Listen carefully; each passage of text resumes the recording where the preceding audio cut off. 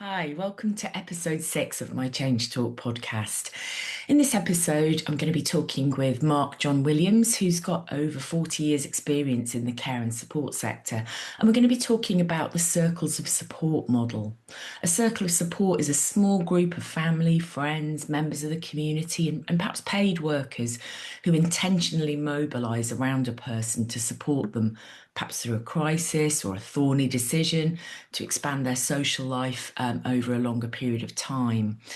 This is a model which has tended to be used in the learning disability sector, but could equally work well in relation to people experiencing homelessness, mental health, addictions, with older people, in fact, for any of us who are facing a challenging period in our lives.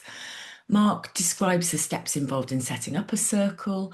We talk about risk and safeguarding and about how tech might help in the running of a circle. We also reflect on the importance of building relationships to our well-being and how, as a society, we have tended to forget how to offer and ask for help in our communities. Circles can provide us with a tool and a structure to build relationships and provide mutual help. We end by thinking about the potential cost benefits of this for the health and social care systems and what is needed from system leaders to roll this model out more widely. I hope you enjoy the conversation. Brilliant. So lovely today to welcome Mark John Williams to my podcast. We're going to be speaking today about circles of support. Welcome, Mark. Hi, I'm glad to be here, Imogen. Thank you. So let's dive straight in, shall we? And think a little bit about what a circle of support is, Mark. Yeah, it's not necessarily a new idea. It's been around since about 1980. Came across the waters from Canada. That's where it started. There's a woman called Judith Snow who was the first person who set up a circle of support with the help of two friends to get herself out of a really challenging situation. So what they did, and the essence of a circle is to take control of your life for whatever reason. You pull together some friendly faces, people you know, and you, of course, all sounds easier said than done, but you pull together those people to support you, people you know, and you ask them to work alongside you with whatever the focus of your situation is at that time. So sometimes people are referred to as the focus person. And circles of support are, they're all different, they're all unique according to the person and the relationships in their life. So it could be a circle of 3 people, it could be a circle of 20, and that could be ever changing, much like most of us, our circle of friends, that network that we have around us. But this circle is mobilized intentionally because somebody needs a bit of friendly support. And might that just be, I mean, some circles presumably last for a long time, and some circles perhaps are just kind of short term. Can it kind of go either way, really? What's I think so. I mean, a lot of the circles that I've had experience of have lasted a number of years, if not still ongoing. Mhm. Because we all need support and help at different times of our life. So it's not necessarily a one-off thing, but it could be if somebody's in a crisis and they just need to call people together to help them through that. It might be quite a short-term thing, but many of the ones I've supported have gone on for years. Mhm. And so presumably this, I mean, obviously this, if I'm right in understanding, it's been a model that's been used particularly with people with learning disabilities, but by the sounds of it, it could work for any group of people, any type, any person going through any kind of challenge, dealing with any impairment, any sort of issue. Is that fair to say? Yeah, I think Judith herself was a disabled woman, very capable young disabled woman, but she just was in a crisis. But yeah, they're universal. So you could be in a crisis because you've been struck down with cancer. You could be going through a transition. You could be struggling with mental health issues or substance misuse issues, whatever. They really are universal, all ages, all situations, and that's the beauty of the approach, really. Okay. And what would the sort of steps be, I guess, in setting up a circle? I mean, as you say, it sort of sounds easy on paper, doesn't it? But in practice, I can see a number of things you've got to get over in a way to get this up and running. Walk us through what that kind of might look like. And Yeah, I suppose, and we might talk about this some more, but in the first instance, the focused person, will need to want mm, some support, and that in itself can be maybe a sticking point, because the whole notion of asking for help, exposing your vulnerability, and weaknesses is a difficult one, because it's about pride, personal pride, isn't it? But essentially, that person might agree that they need some support. They would understand basically what a circle of support is and how it occurs. Often, it helps if there's somebody close to them, not necessarily super close, but somebody who they could ask to sort of hold their hand through that process. But as a facilitator and a trainer, I could do that. mhm, But one of the immediate tasks is to use what we call a growing in relationships map, which is a series of concentric circles with you in the middle, and it asks you to think about different types of relationships in detail, really. But it starts with what we call the anchors, or those who love us. So thinking about the people who are there, who would be there come what may. So you list who those people are, and then the second circle is friends and allies. So people who who are friendly towards you, know you pretty well, but you wouldn't necessarily call them your anchors. But they are friendly. And then the third one is looking at associations and acquaintances. So maybe people you wouldn't call a friend, but people you bump into out in your life and in your community. So that's thinking about the places you go regularly, the people in your street, your neighbourhood, um, shops, cafes, pubs, yoga groups, church. Spaces and places where you meet people, and you will often, in those situations, you'll have somebody who takes the time of day to say hi. So you list all these individual names, and then the outer circle is actually paid relationships. So thinking about the people who are paid to provide some kind of support to you. I mean, if you're in a social care situation, those might obviously be people who work for social services or charities or voluntary sector groups. Um, so you would list those individuals as well. But we often add in another circle on the outside, if you like, which is those you've lost touch with.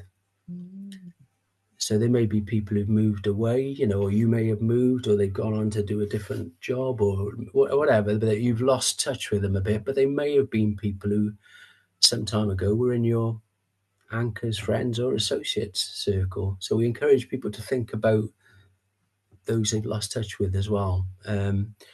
And again, with some support if needed, you then zero in on those people on that list who you think you would like to invite around you. Who would respond? So you'd maybe circle those people, and you'd have some support to think about, how am I going to get these people together? What's going to help? So you're thinking about, most times, something that's quite informal, in a space that you're comfortable with, but also thinking about a space where some of these people, you may know all of them in different ways, but they won't know each other necessarily. yeah. So you've got to think about how you invite them together, what's going to break the ice and not make it too stressful.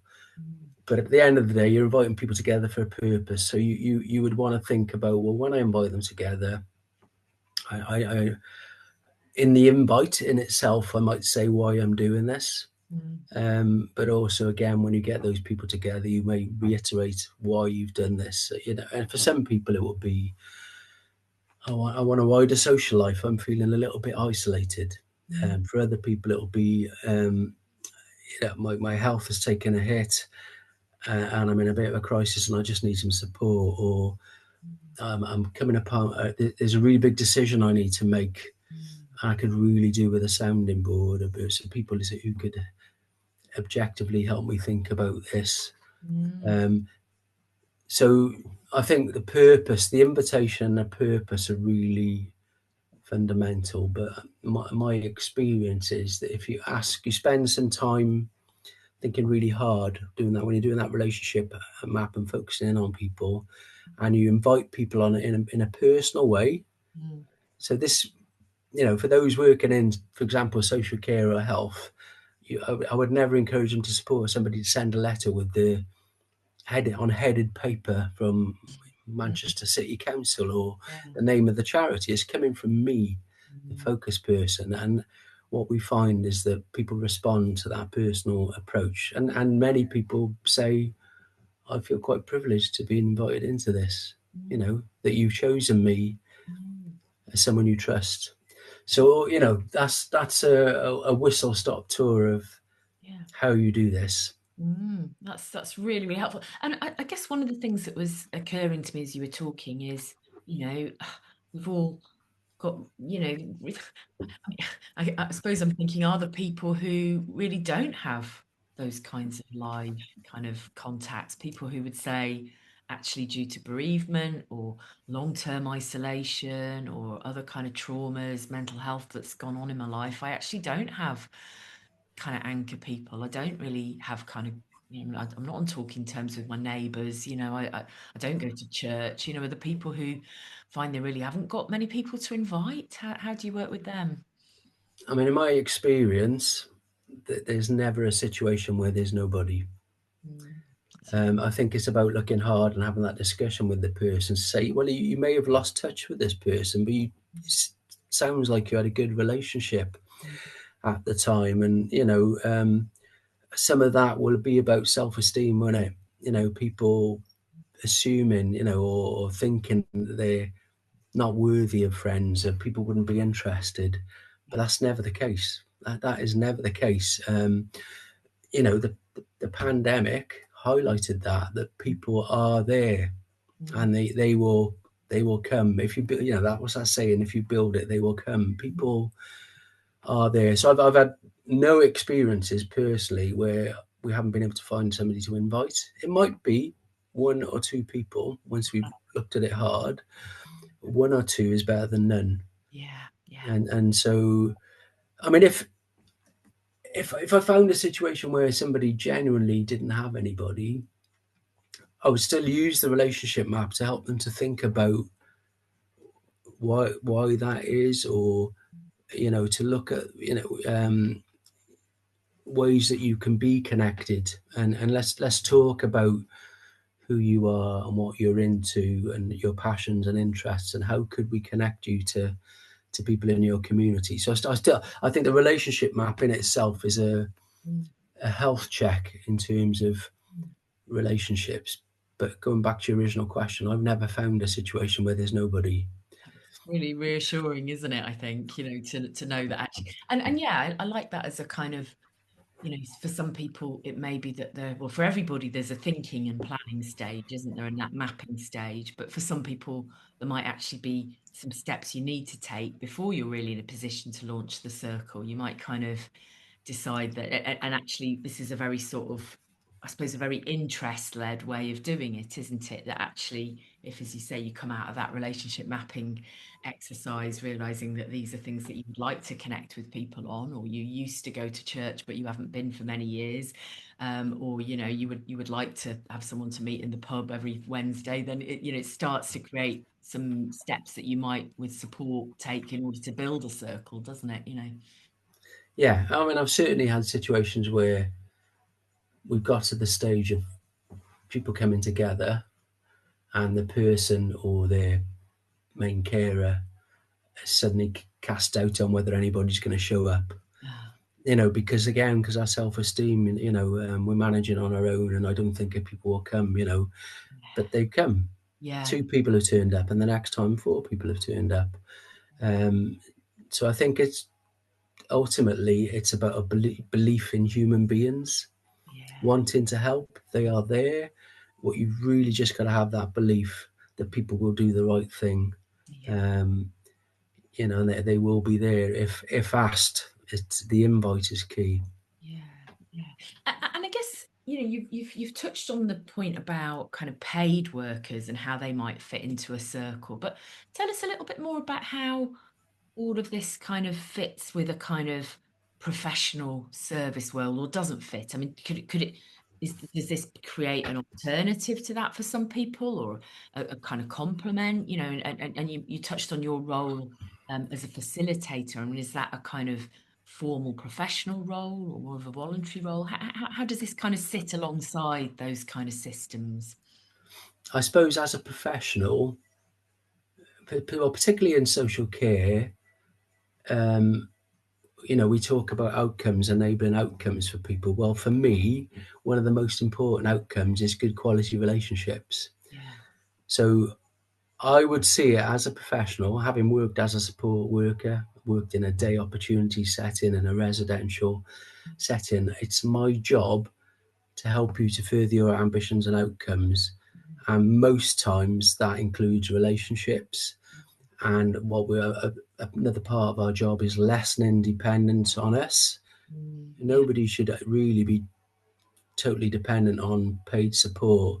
Everybody deserves and needs that balance in their life. They need relationships. A friend of mine with a learning disability at his first get together said, "Who am I if I've got no friends?"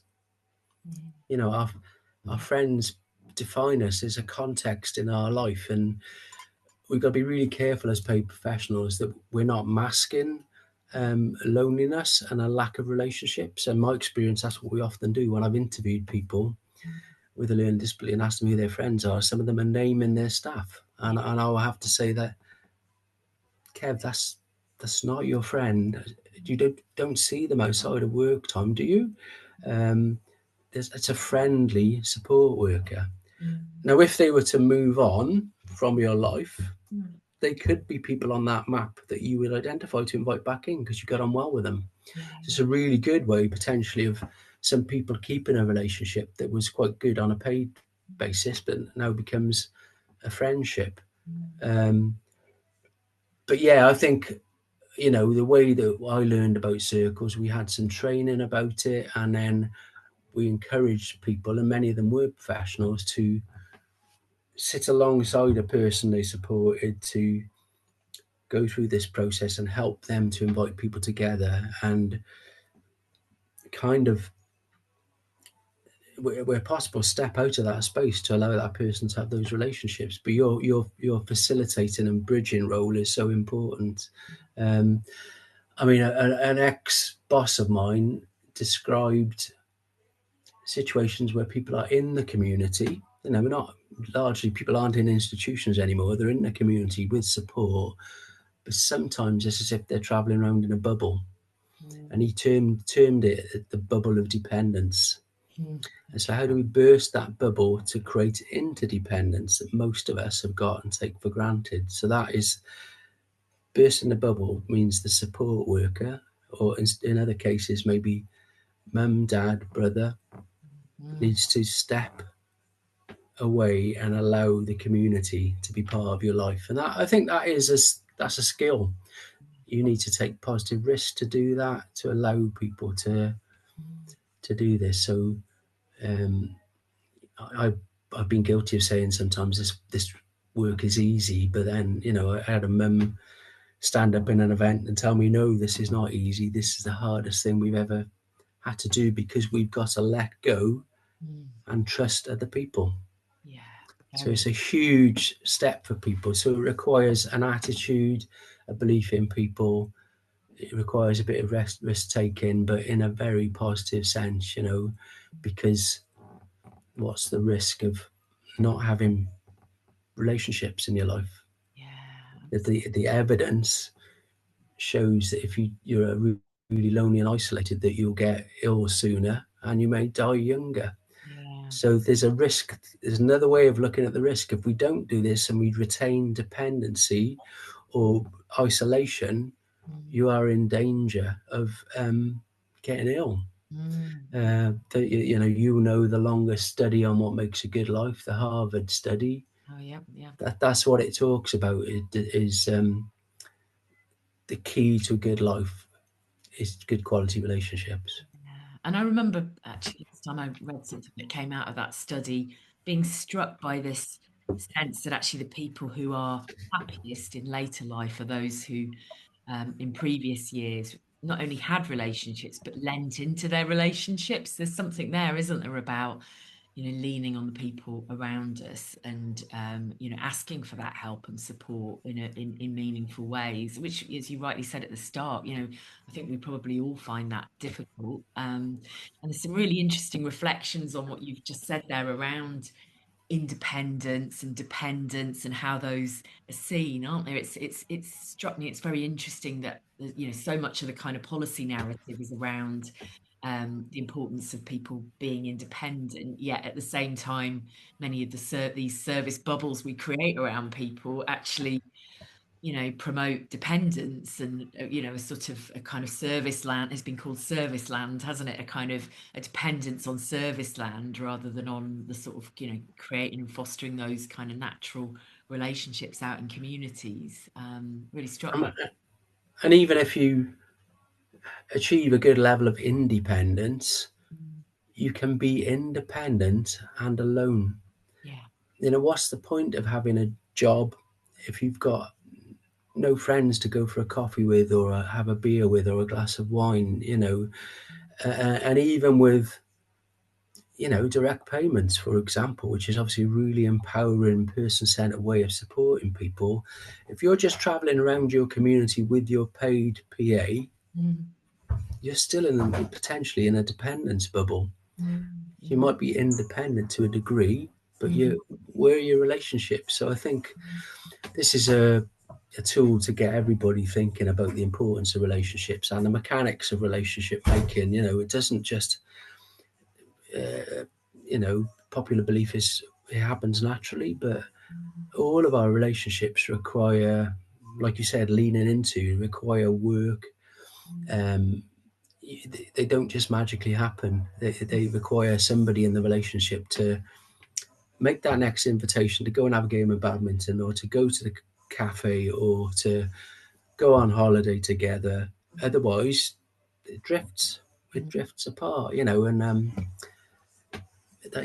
that's what that study has shown, that the people who've worked hard on relationships, and it's not the number of, it's Mm. the quality. Yeah. Those are the people who are living longest and are happiest. Yeah, yeah, absolutely.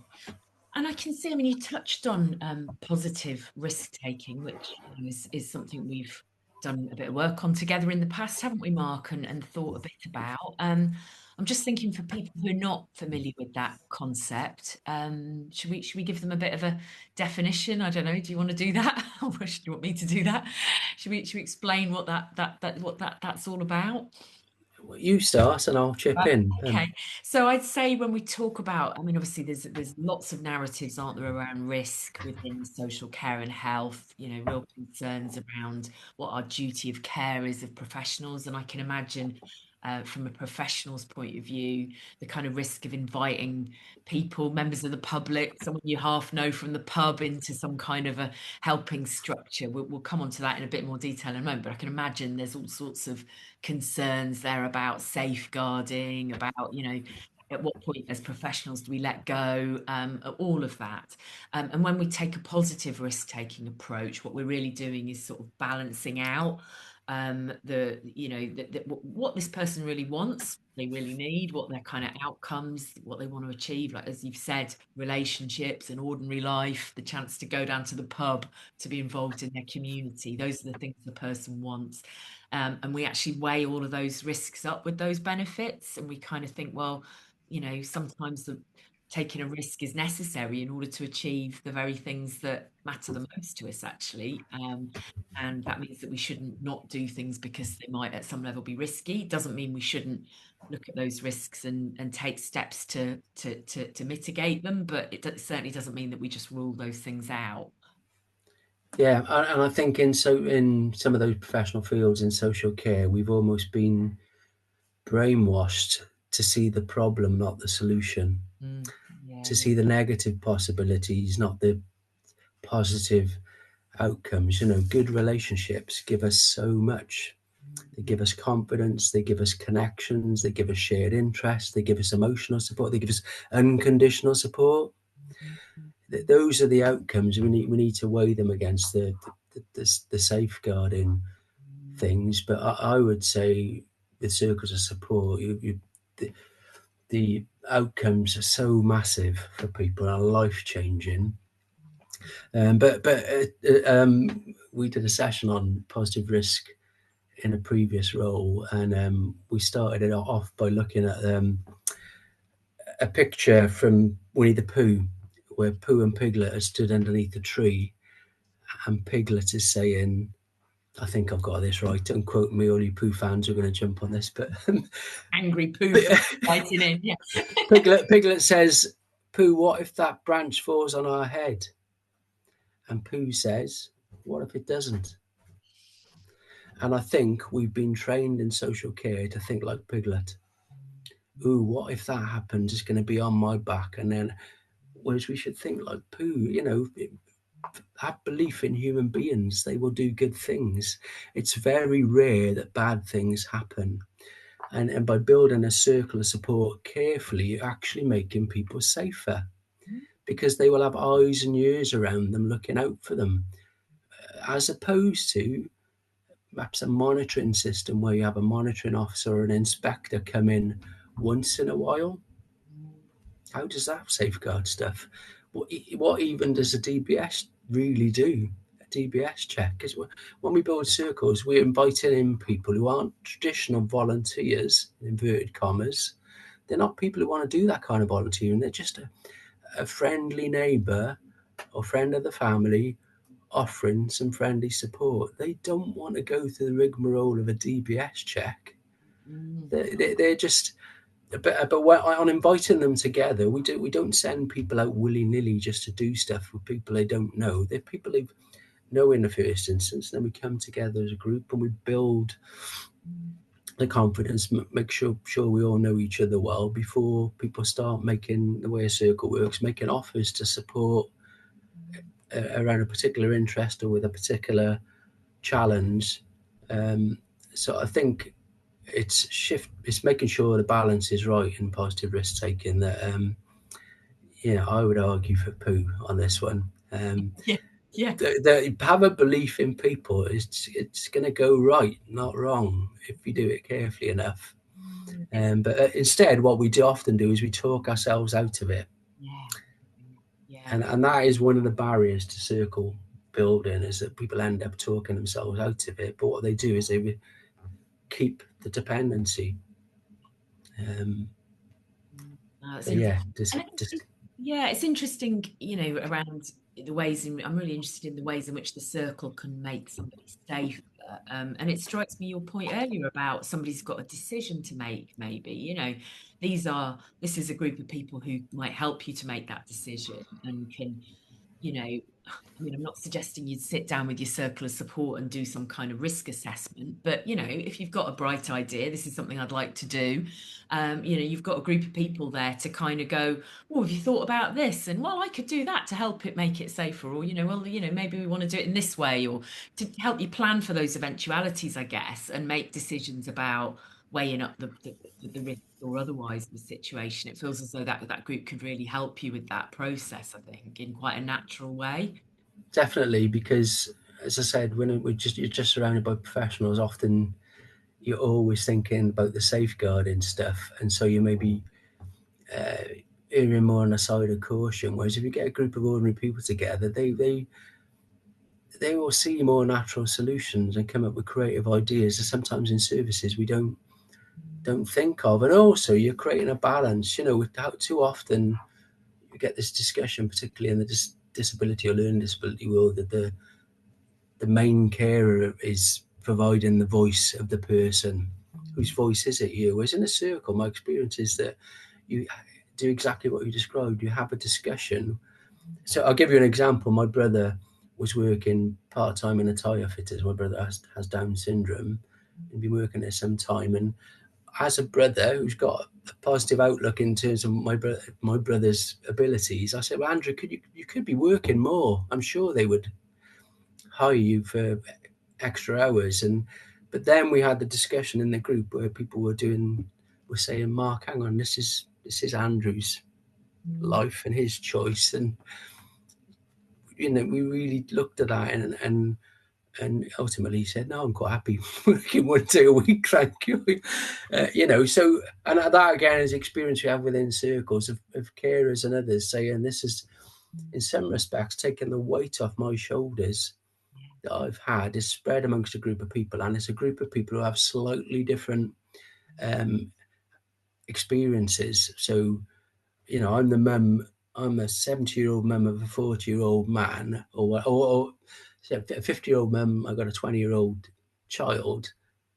Do I really know about the current fashions? So a younger person in that circle will have a better view of the sorts of things my daughter might want to do.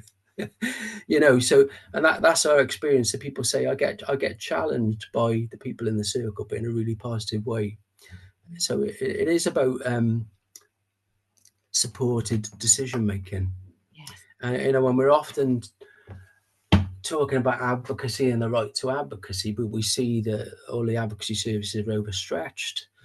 This, to me, is like collective decision making. It is advocacy in a different way, but most of us, again, we advocate for ourselves, but we often sound out, particularly on big decisions within our circle.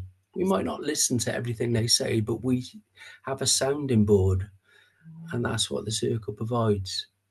Yeah, that's really interesting, and really interesting in the face of the cuts and the changes to advocacy, because what we did a study, I did an evaluation a couple of years ago of Hope, national project working to provide advocacy for older people, and it came out really clearly in the work we did for that advocacy, due to all the cuts, has become much more kind of issue focused generally, and time limited. And of course, it's a kind of professional service, isn't it? So you might have a particular problem with, whatever it is, from your not being able to pay your utility bills to trying to make some kind of decision in your life, and you might go and get that bit of advocacy, but it's not being delivered within sort of relational context that you're describing, where people who really know you are providing this kind of ongoing kind of support, challenge, practical assistance kind of role. It's very different, isn't it? Yeah, yeah, and I think it is an alternative, and it's another one of the benefits of a circle of support. The benefits are about relationships, but it's also about decision making, companionship, Yeah. emotional and conditional support. Support workers cannot be everything to a person. They can't provide that unconditional support. Um, and many of them are burnt out by trying to be everything. And that's why we need to widen that circle so that people have, yes, if they need paid support, they've got some paid support, but they've also got the friends in their lives who provide different things to paid support. Yeah, absolutely. And for lots of groups of people, paid support is time limited, isn't it? I mean, you might be in a situation where you're receiving paid support throughout your lifetime, but lots of people, we're talking about people with mental health issues, people who are perhaps recovering from homelessness, issues with addiction, whatever. I mean, the support by design is just for 6 months or 2 years or however long, isn't it? And actually, I think there's real issues with how we, paid support does or doesn't actually kind of equip people for the ending of those support, when that support comes to an end, for those transitions. It sort of strikes me, listening to you, that this model could play a really important role in preparing people for those transitions. Definitely. I mean, and as I said, I've worked in all kinds of circumstances where, on a transition project, for example, children moving into adulthood and adult services and support, having a circle with you on that difficult journey has proved invaluable for many of those people. But yeah, like you said, there are all kinds of transitions in life. Mm, absolutely. And for lots of people, I mean, I do a lot of work in the kind of multiple complex needs, kind of homelessness world as well. But and people who are kind of really common thing that comes up there is people who are sort of, going through some kind of recovery journey. You've lost all of their contacts because they all revolved around drugs, crime, alcohol. And it's like, how do you start to sort of rebuild something, and people often end up transitioning then into roles where they're, acting as a kind of peer support worker, which can be great, but, it kind of keeps people in some way in that kind of bubble of dependence, doesn't it? And this actually gives a roadmap for how do you actually break out and create your own fresh kind of natural circle, really, which is outside of services. I mean, I think what's really interesting, just picking up on what you're saying about some situations, is many of the people who end up with issues around drug and alcohol misuse or homelessness, Mm. it's often because of a breakdown in relationships or a lack of good relationships. If you sit and talk to somebody who's living on the streets, Mm. it's often because an important relationship has broken down. So that again shows how important good quality relationships are to people, and therefore it should be one of the big focuses in our, not just in our work, but in our society. Yeah. Helping people with those relationships. They're just fundamental to well-being. Yeah, absolutely, absolutely. And you mentioned earlier the pandemic, where obviously everything was thrown up in the air, wasn't it? We all, in different ways, I guess, experienced a degree of isolation. Even those of us living with other people, our social lives really closed down. And of course, at the same time, we had this, great kind of upsurge in people volunteering and wanting to help and going out to help. Tell me a little bit more about, what was going on in the circles movement during the pandemic and what you learned from it all, really. What happened? I think on one level, as you said, it really highlighted the importance of relationships again. Yeah, yeah. And so we all had time to reflect on what's important. And often we're all thinking about relationships, and connections, and finding different ways, which we'll come on to, of communicating with those we love or we're connected to. We saw that people are there, so for me, it reinforced my belief that people are there to support people if given the call to arms. And the pandemic was an unfortunate call to arms. It was a crisis, and people came out of the woodwork. Yes, I'll help. Mhm. And a lot of the risk management went out the window. Just Yeah. let's get on with stuff. And we weren't DBS checking everybody. We were like, somebody offering support, let's grab them. Let's use that. Let's take advantage of that. But I think in my personal experience of circle building was that, interestingly, we were running a project because I hadn't been circle building for a little while. So we built a project we called the I team, which is kind of a take on the A team. My team, my personal team of people. Um, I think team stood for together, empowered and motivated, or something like that. But it's basically inviting people together, teaching people and showing people and working with them to build a circle of support. And of course, I would have normally done that face to face. Mhm. Couldn't do that. I had to learn about this thing, the Zoom thing, and I ran my course instead online. Obviously, in that time, people couldn't come together with others. They were trapped in there, going back to the bubble language, trapped in their bubble.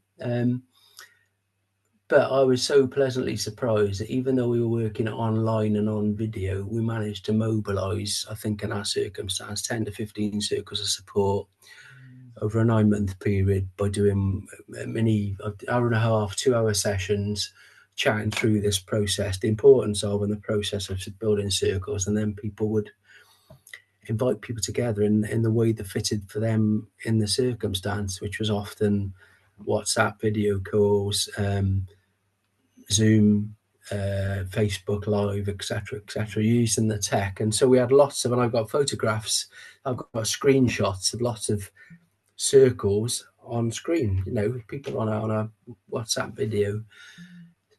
So I think we learned that this work is more important than ever, Yeah. because it shone a light on this topic. But we also learned that people are there and they've given the invite, they will come. But also there are creative ways of us connecting, and that is, that's the other big learning from the pandemic, isn't it? Tech Mm, tech can help. yeah. It's not perfect. It's not for everybody. But in that period of time, we were able to build those circles online.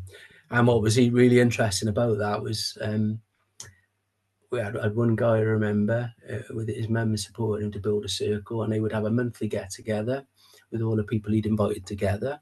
Mm, And that included people in other countries. So his auntie was in Germany, mm, and she'd come on the call every month, and she really interestingly said, "This is really weird, but I feel more connected to him than I've ever felt.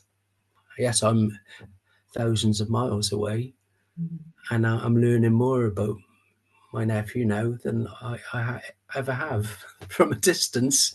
mm, So I think, it's really, really fascinating learning, and I think people had already started dabbling with tech as another way of helping with circles, but this sprung it open as another option, really. absolutely. It's really interesting that point, isn't it? Because I remember, yeah, I mean, the distance, it just changed all the geography, didn't it? Because you could be, yeah, you could feel as close to somebody who, lived on the other side of the world as somebody who lived up the road. And that sense that, well, I can't really support somebody because they're miles away kind of went away, didn't it? In a strange kind of way. Really, really, really interesting. So yeah, I mean that point about tech, I mean, yeah, obviously you've got your potential during COVID, and obviously it's carried on, hasn't it? We're having this conversation now in different locations via Zoom.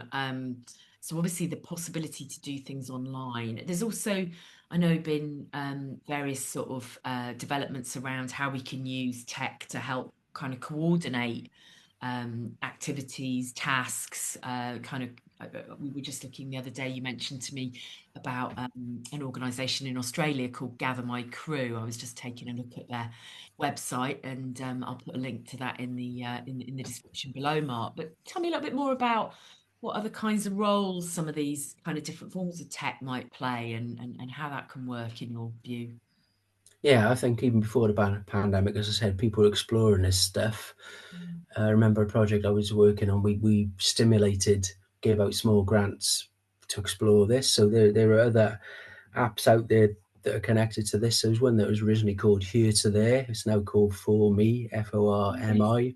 Yes. And there's another one I'm not recording, but again, we could put it in a link. But Gather My Crew, I think I found out about them in the pandemic and was intrigued, Mm, and then only relatively recently met up with the founder, Susan, and yeah, so they've developed this app, and some of the health professionals, some of the people who've created this app, as a simple, easy way of being able to mobilize that circle in a situation where somebody needs support. And I really like the name of it, Gather My Crew. You yeah. know, gather Mm, my crew together. Um, and yeah, I think the app helps to be able to do this quickly, and then to coordinate activities. So to invite people into it, to introduce them to the idea of this circle, and then kind of call out to what people might be able to offer, or what the person might need in terms of support. And that could again be very wide ranging. It could be, I need help with my shopping or medication pickup, um, or I need help with this complicated task or challenge, or an advocacy challenge. I need help to argue my case for X, Y, Z, or just simply, it'd be great if somebody could come around and chat. mm, yeah. Just someone to chat to. So the way the app works is it helps you to list some of the everyday tasks that would be helpful to the person, and it's a call out, and people offer. You Mm, know, so it's just a tech way of mobilising, in my eyes, this what I know is a circle of support. But what they've been really successful at, I think, is really making this diverse and mainstream. It's just people. They're working a lot with folk who are either stuck in hospital, struggling to get out, or have got a health condition and need some support. It could be a temporary health condition or a long term one, or indeed a terminal one, but somebody requires support, and this app is really being successful in helping lots and lots of Australians to get their crew together to offer support. It sounds too good to be true, but I mean that is. So as I said earlier, tech isn't for everybody, but as an example, my mum has had her health issues. She's now approaching 90. She suffered a small stroke not too long ago. First thing I thought about was how to mobilise mum's circle. And if I had the Gather My Crew app, myself or my sister, my mum wouldn't have been wanting to do it. She's got a tablet, but she's not great on it. But we could have used the app to mobilise that crew.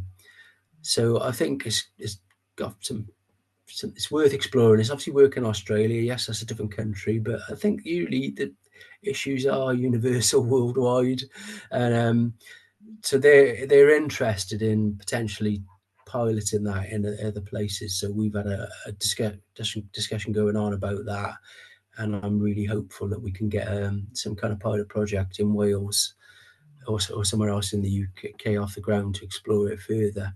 Yeah, brilliant. No, really good. Because at the moment, I think you can't use it if you're outside of Australia, can you? No. No, Yeah, okay. But I guess we were chatting the other day, weren't we, about, the advantages are over some of the real mainstream apps that are available, like you've already mentioned WhatsApp a few times. And I can see now, having looked at the Gather My Crew, the way it's all laid out, it definitely has some advantages, doesn't it? I think, just in terms of being able to coordinate tasks, who's going to walk the dog this week, who's going to pick the kids up. If you're trying to dish out those kind of practical tasks, it's super helpful to be able to somebody else just be able to click and say, yeah, I can jump in and do that today, no worries. Where obviously if you had to do all of that through WhatsApp, you'd end up with loads of kind of chat, wouldn't you? And you get these things where suddenly got 18 messages to have to scroll back through. You can quite quickly lose the. yeah, I mean, I think you can still do that, can't you? And people will be doing that. Some of the examples I mentioned, they may, people may set up, get their group chat going, which is the Yeah, circle, yeah. and that might be a perfectly fine way of coordinating things, and people might be happy with that. But yeah, I think the app makes it even simpler, and synchronizes things, if that's a way of putting it. Makes it easier. Otherwise, just using WhatsApp, somebody could forget about something, and I think this will have reminders on it, and all. It pulls it all together in one easy to use app. So we're just keen to look at that to see how helpful it could be. Yeah. Um, Yeah. There's something really, you talked earlier about, how difficult it is to ask for help. And there's something, isn't there, around just how difficult it is to know how to help. I think we've all been in the situation where we've thought, I suspect the person down the road who looks a little frail could probably do with some help, but I don't want to start knocking on and looking like I think they need help. That could be really awkward. But if I knew that there was if I knew there was something that I could easily pick up while I was at the shops, or if I thought they wanted me to walk their dog, I'd happily do it. But it's how you sort of broach that subject of offering help is really difficult, isn't it? And yeah, really hard. I think in previous times we would have done that much more naturally and easily, but again, I think we've kind of been brainwashed as a society that, ooh, if I do that and something goes wrong or I might offend someone, and the world is full of Yeah, yeah. but what if? Mm, mm, Um, and so I think going back to Gather My Crew, if you go on the app and on their website, you see they've got lots of helping tips around relationship building, offering support, because it kind of is obvious, but maybe unfortunately we need reminding of how to do that, and people who come into circles of support and been invited in have often said things like I was really interested in providing some help and support to you, but I didn't know how. mm, And mm. now you've invited me into the circle. I've been wait, I've been waiting for this, and there are lots of people like me, Yeah, and that's a fact. There are people who, if asked, would step up. absolutely. And that awkwardness, isn't there, around, somebody who's been bereaved or is going through a health crisis or whatever, and you don't know whether to show up with another bunch of flowers or whether to, you're like, oh, do they want me to ring them up or do they not? It can be really, really difficult, can't it? So I think, having a bit of a structure there by which, and I think as someone offering help, if you're busy, you worry, don't you, that you're going to bite off more than you can chew. I don't want to suddenly be the only person supporting the neighbour two doors down because I've got kids and, job and all the rest of it. But, if in this kind of system, you can offer what you can offer, can't you? And, put in natural boundaries around what you can't offer, I think. I guess that, overcoming some of those fears for people.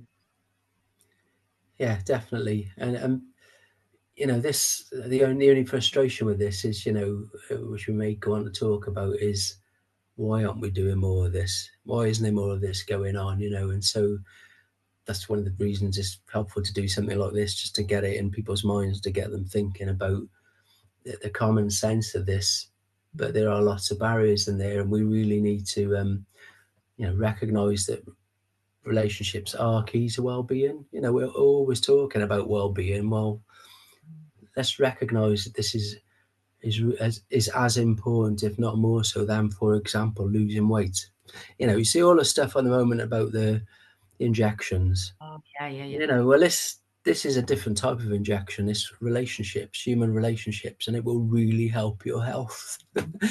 So people need to see the importance of it. The health system, the social care system, really need to be investing in this sort of stuff. The people who commission support and services need to commission things in a way that says you need to be helping people to move from dependence to interdependence, and you need to maybe you be looking at the growing relationships map and the circle of support. It requires leadership from above for people to say, we will support you to take positive risk. Mm, You go off and build a circle with someone, we will support you. We won't come down on you like a ton of bricks.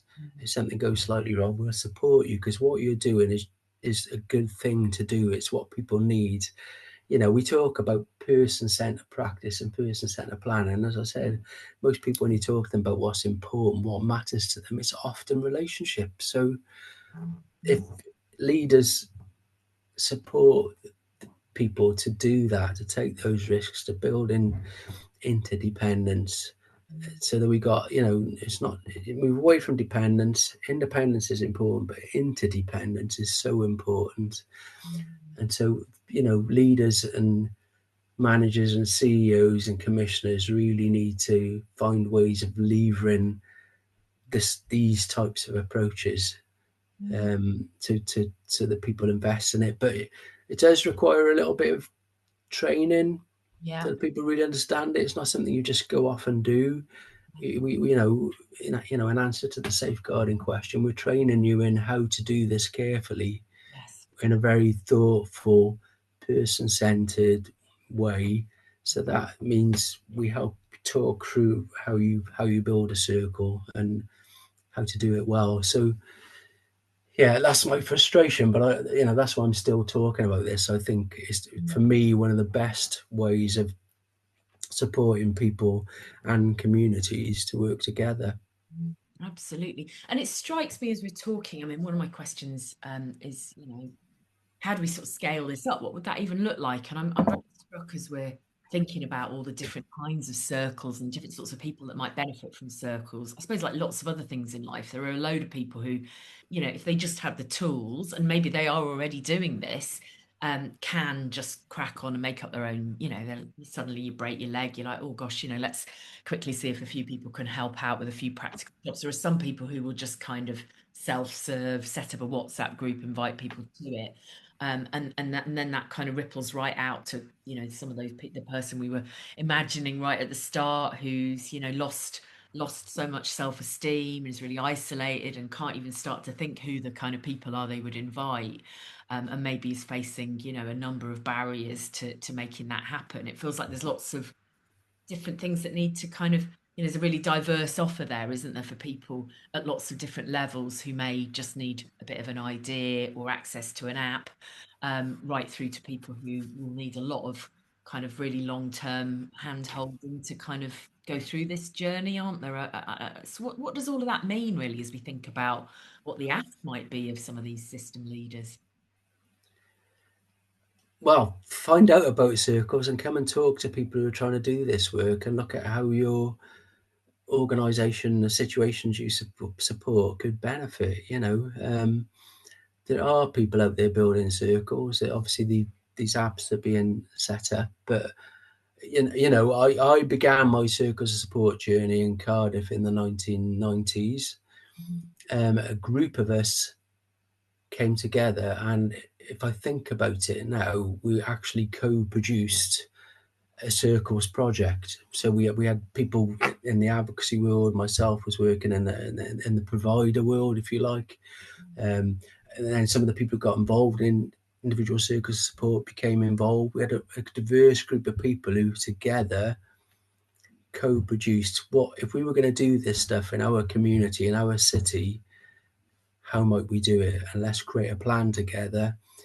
And that's what we did. So I think everybody's talking about co-production now, but essentially this is an approach. Circles of support is an approach that you could co-produce in the situation you work in, or a combination of organisations could come together. But to co-produce, you must include citizens, the people who could benefit from this. Otherwise, it's just collaboration. It's not co-production. So that would be my offer, my ask. Explore this. It's really, really important. Come and talk to us about how we could help you with this, and we can do this. It's one of the most empowering and life-changing and sustainable ways of working with human beings that I've seen, and I've been working coming up 40 years in social care and the third sector. Wow. And just tell me a little bit, because obviously the whole kind of purpose of this series of podcasts is around change talk. I'm really interested in, change, what brings about change for individuals, families, communities, and ultimately systems as well, really. So, I mean, we've kind of hinted at kind of some of those transformations for individuals and communities, but do you want to just give us some more examples of what that kind of change can look like for people? How does change come about, and what kinds of changes are we seeing? And then perhaps we'll just come on to think a little bit more about that kind of system level and where the potential is for this at that system level. Oh, I think it does require brave leadership. I go back to that. If this is going to work, of course, we need the citizens, as I mentioned, people who benefit from it, but we need leaders who are in positions of power, unfortunately, if you like, to say we can do this. But I suppose going back a step, people need to think about why you do this. Yeah, yeah. So it's not change for change's sake, is it? Wow. It's change because either the people we support aren't empowered enough, or the people we're working with are isolated, Yeah. or they're not achieving the outcomes that they want. People are too dependent. So I think people need to take a step back and think, well, why might this be useful? And a circle of support approach might be really good for this. And then, as I said, assemble people around that topic and co-produce a plan and test it, and see if it can work. I mean, I'm hesitant to use the word scale up because it makes it sound simple. You just do this there, and you can transfer it there, and you can use it with 1,000 people instead of 10. It's not as simple as that, but you need to test it out and prove that it works, and that people are achieving their personal outcomes.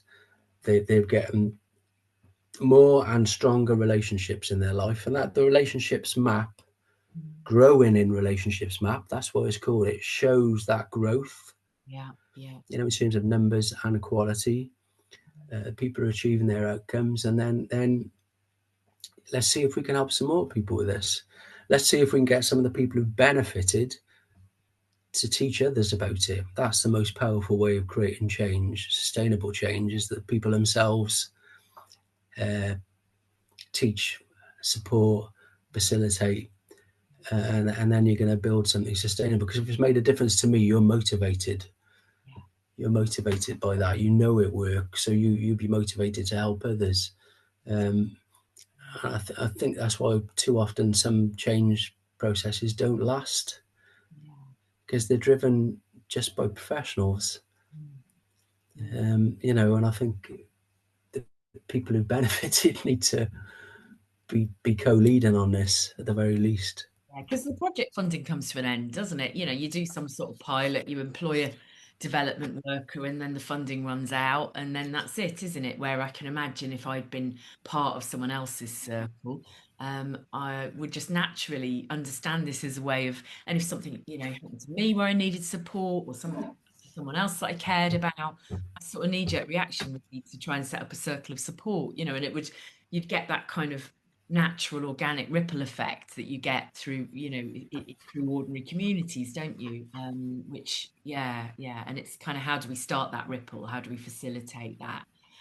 It is, I guess, what I mean by scaling up, because you're right, by definition, it's a completely person focused approach, isn't it? You can, in a sense, you can't roll these out in a factory, but you can have some conditions by which start that kind of ripple, and I think that feels really important. And I'm just struck, you know, just as a sort of final point, really, by the kind of benefits that there could be for systems at that kind of, you know, cost benefit kind of level. Thinking, yeah, others are equally enthusiastic about the model. Uh, Are yeah, you hearing my dog barking there? yeah, Do you want me great. just to pause for a second, Imogen, and hold All hold right, it there, and for a second, yeah. I'll hang on a sec. All right.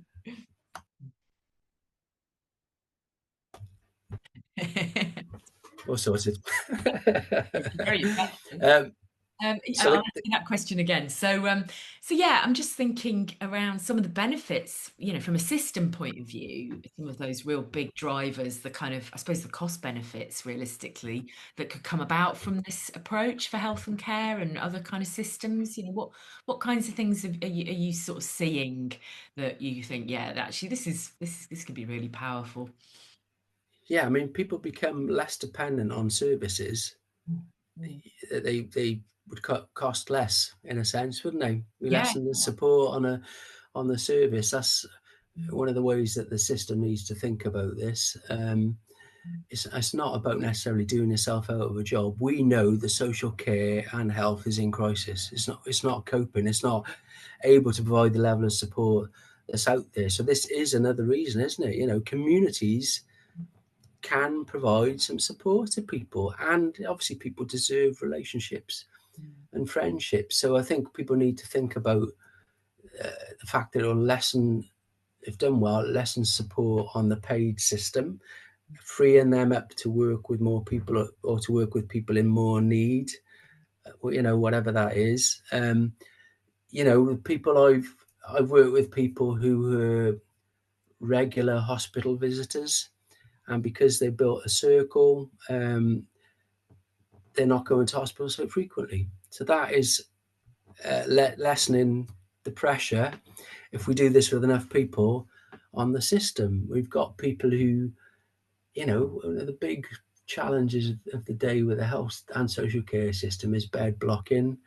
You've got people at one end who are sat in corridors or in ambulances because we've got beds that are full. Some of the people in those beds, or many of them, are medically fit to come home, Yeah. but they can't because they haven't got the support. And that isn't just about the paid support. So that, going back to Gather My Crew, the app, that's one of the gaps that they're seeing, that they're plugging. They can get people out of hospital sooner, and then we can get more people into hospital who need to come into hospital. But at that front end, some people don't need to come into hospital, do they? You know, the analysis of A&E and hospitals is that people just don't know where else to go, or they, you know, so if people have got a stronger circle, they won't end up having to go to their GP about their loneliness and the mental health stuff that's looming, they won't end up in hospital so soon. They'll perhaps resolve it with the help of some friendly support. I'm not saying that's for everybody, but if done in a big enough way, and I've had these discussions with the chief exec and of a health board. We're talking about piloting this. If done in a targeted way, we could reduce the demand and free up hospital beds and support for people if we built stronger social support. But of course, that requires health and social care to work together. It's not one system's problem. So it requires that co-production. But again, I would say we need to get people themselves involved in that process. We really could be saving the system. We know it's in crisis. We've made people too dependent on our state. Radical Help was the author. Yeah. Hillary Cotton. We need to change our relationship with the state. We've made, the argument is that the welfare state was created for the right reasons, but it's currently not fit for purpose. And maybe we've over-created dependency. So if I'm stuck, I'll go to my social worker, I'll go to the doctors, I'll go to the housing officer. Whereas we used to sort that stuff out. So, that's my big cultural, societal argument. The stuff that Hillary talks about, we need to lessen dependence on the system. We need to change the relationship, and we need to think about our communities who are there. And no, it's absolutely your point earlier. It's absolutely right that we've sort of forgotten how to do some of these things, haven't we? And we do need structures and support and guidance to help us, rebuild those circles. And I was just really struck, just as a sort of final thought, thinking about those people who are ready to come out of hospital, but haven't got the support circles. Not only how do we get them out of hospital as speedily and successful as possible, but wouldn't it be amazing if actually, hospital discharge was an opportunity to really look at and strengthen and rebuild, or grow or reinvigorate your support circle? Wouldn't that be an amazing step in terms of your long-term prevention and really getting really sustainable outcomes, not just not going back into hospital, but actually coming out into this mobilized circle of support? Wouldn't that be an amazing addition to the sort of treatment that's on offer, in terms of bringing real quality of life? Yeah, and I think that, Gather My Crew, by the sounds of it, are achieving some of that stuff in Australia. You'll see videos of nurses talking about how it's made life so much easier having that extra tool, that app, to help get people out of hospital and to stay well at home with some support. Yeah, and to coordinate all those natural Yeah. resources. Thank you so much, Mark. That's been amazing. I think we've kind of touched on everything we wanted to. So thank you so much for your time. That was really, really interesting.